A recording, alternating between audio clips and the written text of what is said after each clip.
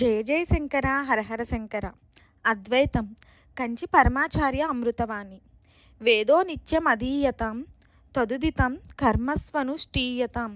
ఇది వారి ఉపదేశ సారంలోని మొదటి మాట. భక్తిని ప్రోత్సహించారు. ఇంకా ముందు కర్మలను చెయ్యడం వల్ల మనసులోని మాలిన్యం పోతుందన్నారు. అట్టి శుద్ధచిత్తం ఏర్పడగా భక్తి బీజాలను నాటాలని, తర్వాత జ్ఞానోదయమని, ఇట్లా కర్మ భక్తి జ్ఞాన సమన్వయం చేశారు శంకరులు.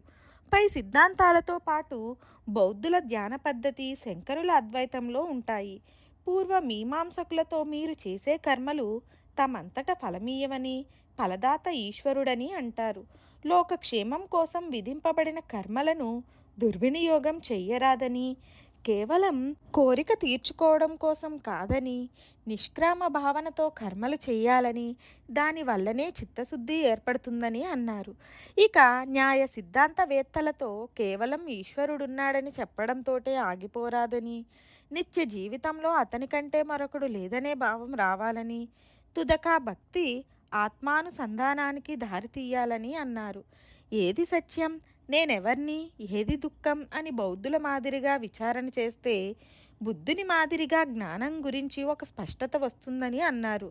కొందరేమంటారంటే బుద్ధుడు తిన్నగా ఈశ్వరుని ప్రస్తావించలేదని, నిర్వాణమని అనలేదని, ఈశ్వరుడున్నాడని కానీ లేడని కానీ చెప్పలేదని అంటారు.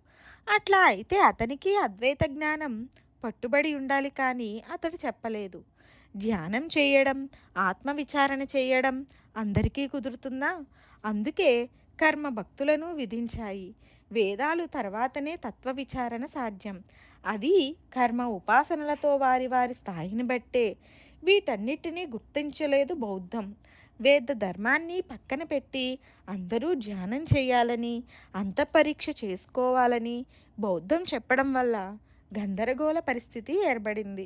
బుద్ధుని వంటి వారు ఏ కొద్ది మందో ఉంటారు. అందువల్ల శంకరులు బౌద్ధాన్ని ఖండించవలసి వచ్చింది. ఇట్లా కుమారిల భట్టు, ఉదయమునుడు, శంకరులు బౌద్ధాన్ని ఎదుర్కొనడం వల్ల బౌద్ధం క్షీణించింది. కనుక స్మార్త సంప్రదాయం అవిచ్ఛిన్నంగా సాగింది. కనుక అద్వైత మార్గం అందరికీ పట్టుబడుతుందా?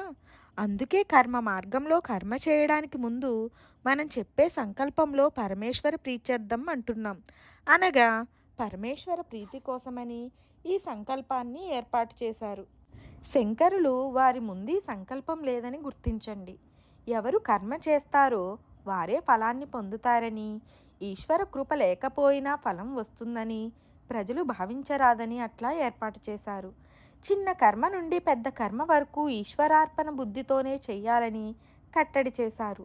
పూర్వ మీమాంసకుల వల్ల వచ్చిన ఇబ్బందిని ఈశ్వరార్పణ బుద్ధితోనే చెయ్యాలని నియమించారు. వేదాలలో సమస్త దేవతలకు సమమైన ప్రాధాన్యం ఉందనే లోగడ చెప్పాను. ఒకే ఒక పరమార్థాన్ని పెక్కు నామాలతో పిలుస్తారని చెప్పడం వేద ప్రత్యేకత. జై జై శంకర హరహర శంకర. మరిన్ని ఆధ్యాత్మిక విషయాల కోసం మా ఛానల్ని సబ్స్క్రైబ్ చేయండి. వీడియో నచ్చితే లైక్ చేయండి, షేర్ చేయండి, కామెంట్ రూపంలో మీ అభిప్రాయాన్ని తెలియచేయండి.